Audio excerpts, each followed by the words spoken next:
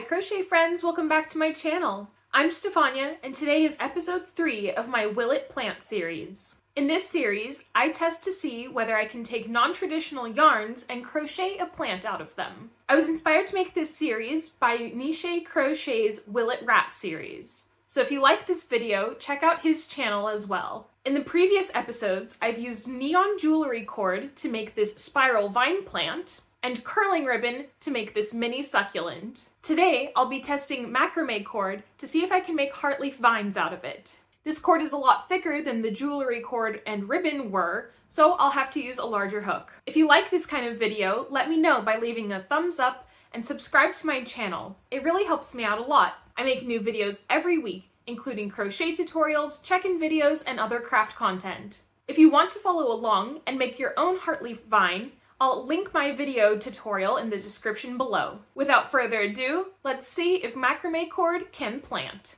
Like I mentioned, I'll need to use a larger crochet hook to work with this macrame cord, and the one I picked is this 10mm hook. The pattern does use a Tunisian style method, so it'll be interesting to see if I can fit all the stitches on this hook. I start off with a magic circle and a chain, and then add my stitches into it.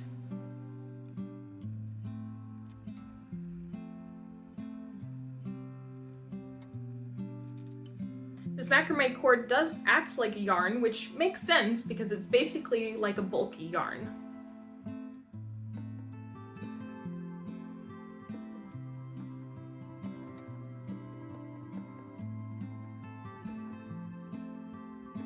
I've already got about half of the loops onto this side, and I'm having to be careful not to lose any off the end of the hook.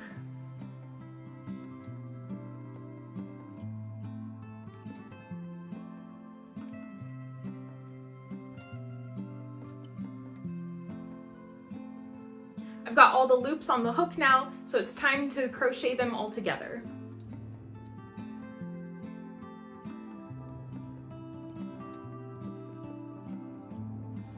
Alright, we've got one side of the leaf done. Now it's on to the other side.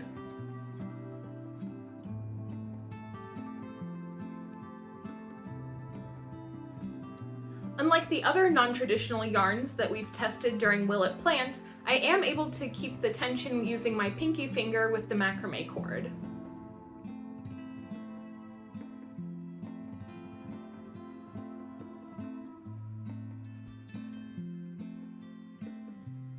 The biggest challenge with this cord so far is keeping all of the loops on the end of the hook, but that's more about the technique rather than the cord itself.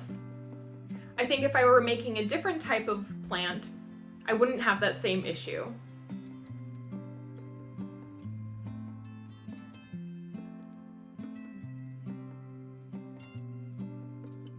Okay, now we just need to cut the tail and pull our magic circle closed.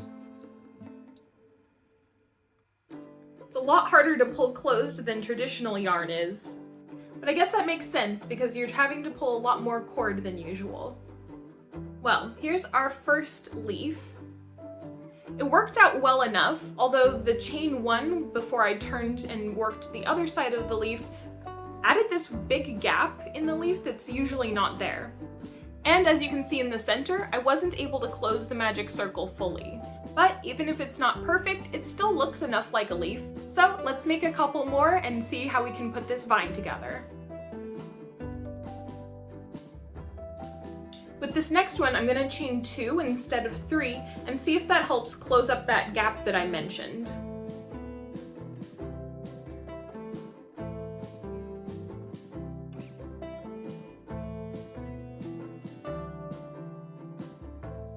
I'm also going to skip the chain 1 before I turn the work and just continue crocheting into the other side.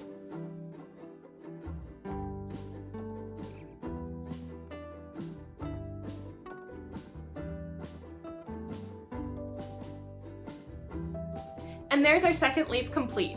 We still have the same issue where I can't close the magic circle fully, but by initially chaining only 2 instead of 3 and skipping the chain 1 between the 2 sides, we've eliminated the gap at the tip of the leaf.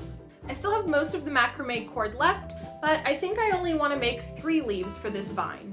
So let's make leaf number 3.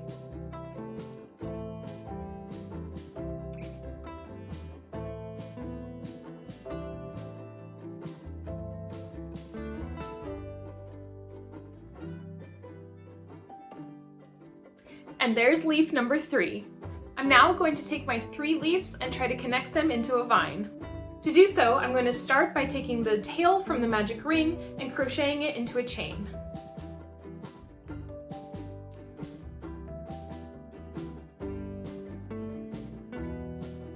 This one was pretty short. I was only able to put a chain of 2.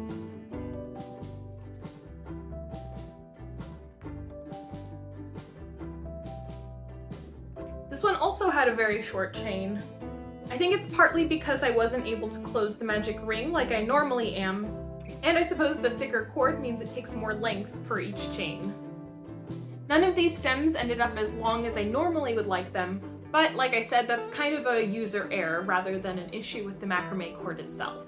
If I had started with a larger magic circle, I would have had a longer tail to turn into a chain later. But I think I can still work with the length of what I have. To start with the vine, I'll make a slip knot and a short chain.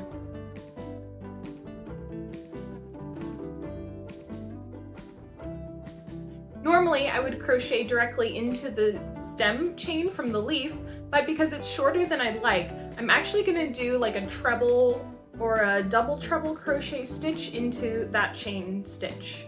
This will just add some length to the stem.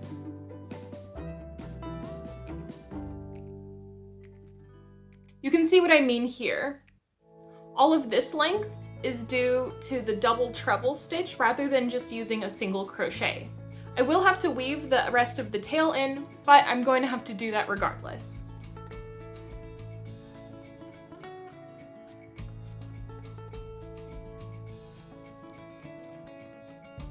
And there's our heartleaf vine made out of macrame cord. I still need to weave in some tails, so I'll do that before we call it finished.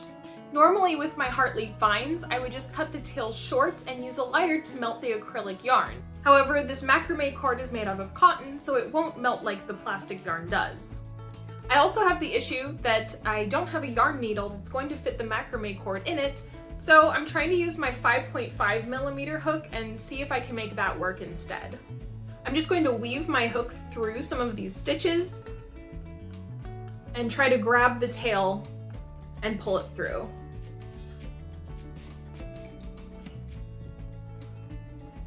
Well, that works well enough. I'll just need to trim this little bit of fluff at the end.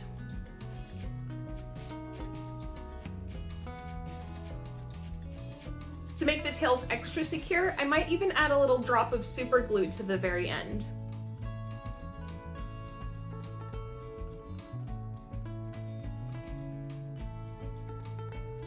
The 5.5mm hook does seem to be working well enough to weave in the ends, but I'm glad I used the 10mm to make the leaves themselves. I don't think I would have been able to crochet with the 5.5.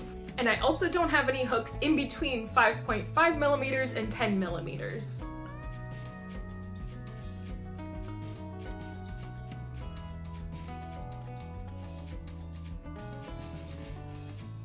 And there you have it. You can absolutely crochet a plant using macrame cord. While I really love how this heartleaf vine turned out, I think if you were to crochet something a little more solid with the macrame cord, it would work even better. I could see it working really well to make something like a purse or a pencil cup or something with a bit more structure. Overall, I found the macrame cord fairly easy to crochet with. It was just an issue of keeping all of the loops onto the hook. But that's a matter of technique and the project I chose rather than an issue with the cord itself. I could definitely see myself crocheting something else out of macrame cord. I just have to find the right project for it. Thanks for watching till the end of the video. If you liked this video, leave a thumbs up and comment down below other non-traditional yarns you think I should try next. I have a couple other ideas planned, so make sure you're subscribed so you don't miss when those videos come out. Thanks so much for watching, and I'll see you next time. Bye!